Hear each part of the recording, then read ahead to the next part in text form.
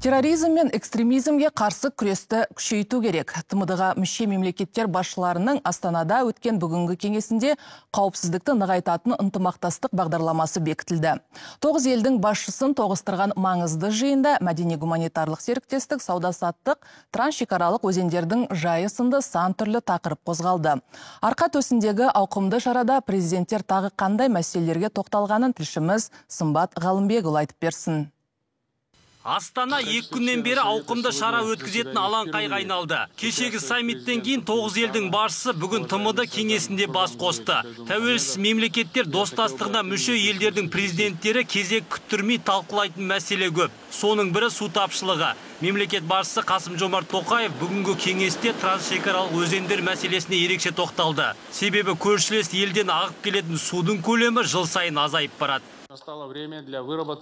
Біз бұл мәселемен түрлі халықаралық формат аясында айналысып, екі жақты негізде өзара тиімді шешімдерді қарастырамыз. Сонымен бірге достастықтың бүкіл кеңістігінде су қауіпсіздігін қамтамасыз етудің ортақ әдістерін әзірлейтін уақыт келді. ТМД атқарушы комитетіне трансшекаралық су ресурстарын өзара тиімді пайдалану жөнінде нақты ұсынымдар беруді ұсынамын.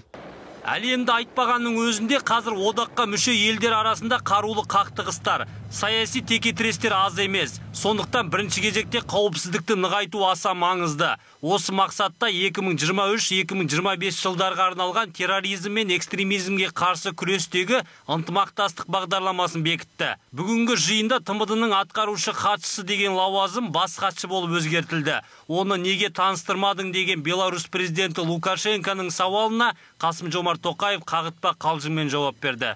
Александр Григорьевич, у вас теперь любимое занятие критиковать председателя. ТМД елдерінің басшылары сауда-саттықтағы кедергілерді жойып, тауар айналымын арттыруға да келісті. Мәдени-гуманитарлық серіктестікті нығайтып, барлық саладағы байланысты бекемдейтін бірқатар келісім мен маңызды құжаттарға қол қойды.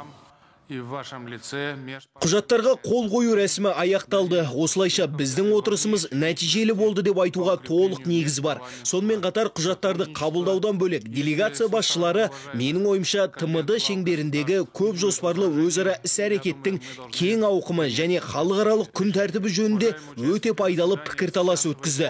Осы ретте айтылған маңызды ұсыныстар мен қаралған құжаттар ТМД кеңістігіндегі ынтымақтастықты одан әрі дамытуға және жетілдіруге бағытталады.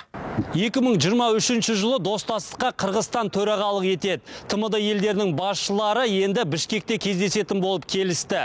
Келелі кеңестің соңында президенттер қалыптасқан дәстүрді бұзбай, ТМД-ның мәдени астанасын анықтап, бұл мәртебені Санкт-Петербург қаласына берді. Делегация мүшелері ауқымды шараны абыроймен атқарған қазақ еліне де алғыс айтуды да ұмытқан жоқ.